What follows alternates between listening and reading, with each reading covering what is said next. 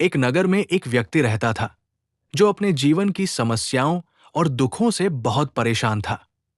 उसने हर संभव प्रयास किए, लेकिन उसे शांति नहीं मिली।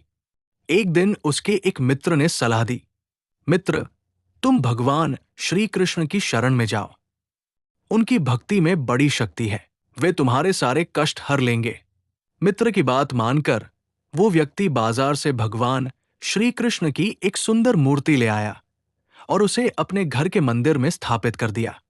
वो रोज सुबह शाम धूप दीप जलाता और प्रार्थना करता। देखते देखते कई साल बीत गए, लेकिन उसके जीवन की परिस्थितियां नहीं बदली।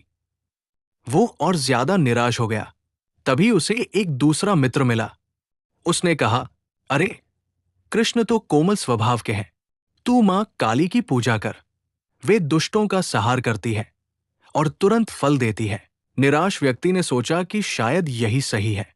अगले ही दिन वो मां काली की एक भव्य मूर्ति ले आया। उसने श्री कृष्ण की मूर्ति को मंदिर से हटाकर ऊपर बनी एक टांड छज्जे पर रख दिया और मंदिर में मां काली को प्रतिष्ठित कर दिया।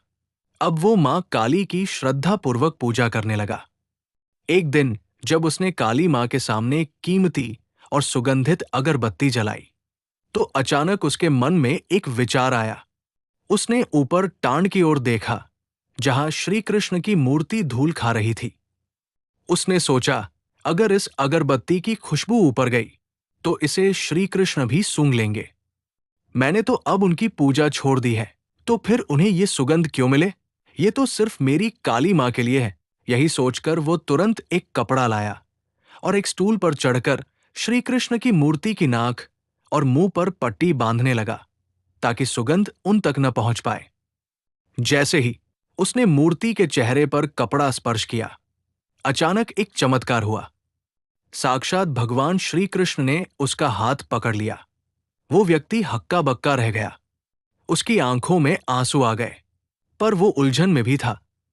उसने कांपते हुए स्वर में पूछा, हे प्रभु, मैं इतने वर्षों तक भाव से आपकी पूजा करता रहा, भोग लगाता रहा, तब तो आप कभी प्रकट नहीं हुए। आज जब मैं आपकी नाक बंद कर रहा था, तब आप अचानक कैसे आ गए? भगवान श्री कृष्ण ने मंद मंद मुस्कुराते हुए बहुत ही मार्मिक उत्तर दिया, हे वत्स, आज तक तू मुझे पत्थर की एक मूर्ति समझकर मेरी पूजा करता था। तू सोचता था कि मैं केवल काठ या मिट्टी का एक ढांचा हूं जिसे तू भोग लगा रहा है।